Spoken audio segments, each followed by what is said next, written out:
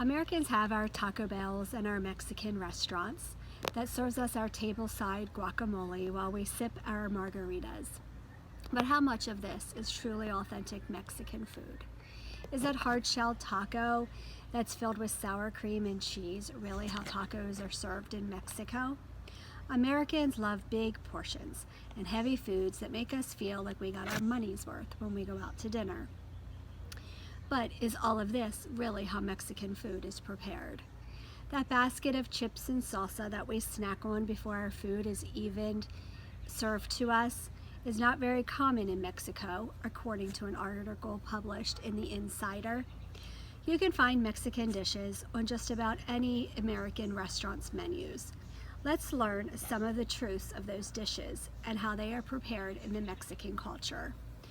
Peppers, peppers, peppers. There are over 64 types of peppers that are used in Mexican dishes, according to The Insider. When preparing a Mexican dish, these peppers are used to add flavor to already flavorful dishes. Mexican dishes are bursting with flavor. With the use of cayenne, cumin, onions, and the addition of peppers, it gives that extra zing of flavor. There are peppers that are mild, and then there are some that will create a fire in your mouth. So make sure that you ask what type of pepper it is before you shovel in that tasty dish. Tacos that we find in the States are usually crunchy and filled with beef or chicken. Add some lettuce, tomato, sour cream, and salsa, and that is your typical American crunchy taco. According to Food and Wine magazine, that is not what would be considered an authentic taco in Mexico. An authentic Mexican taco shell is made of corn and is usually soft. The meat has been marinating overnight with spices such as cumin, paprika, lime, onions, and chilies. They top their tacos with diced onions, cilantro, and homemade salsa, not the jarred kind of salsa that you find in Americans' tacos. There are many types of salsas that one can find. Where Americans just pop open a jar of salsa from our local grocery store, the Mexican woman spends their own time jarring their own homemade salsa from peppers that they grow in their own gardens. Mexican salsa is made of all fresh ingredients. Salsas are different in colors depending on what type of pepper is used. Probably the most common type of salsa that we use in America is pico de gallo.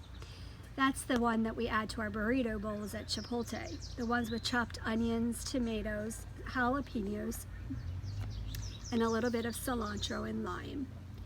Since there are over 64 peppers, there cannot be just one type of salsa. Food and Wine magazine mentions the salsa roja, which is a red salsa made of tomato base and is cooked with chili peppers. Then there is the avocado salsa, which should not be compared to guacamole because this is a thinner salsa, which is made with white vinegar and lime. The salsa negra is black salsa from the dried chilies and oil and garlic. Lastly, there's the salsa verde, which is green in color from the tomatillos and the blended herbs with garlic and onion. Each salsa has its own unique flavor, and all create flavor to add to that Mexican dish.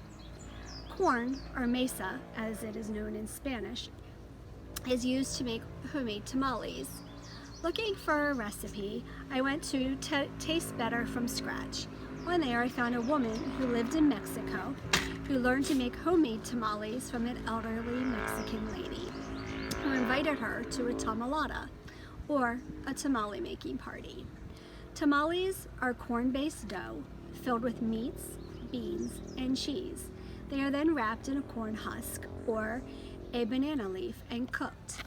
Once they are done, you remove the corn husk and top them with pico de gallo, guacamole, and some rice. I got to eat my first Mexican tamale a little over a year ago, and the time and the preparation that I knew that it took into creating this dish made it all the more amazingly tasty.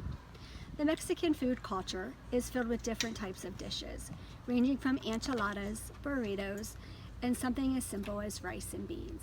But one thing they all have in common is the love that goes into preparing that dish.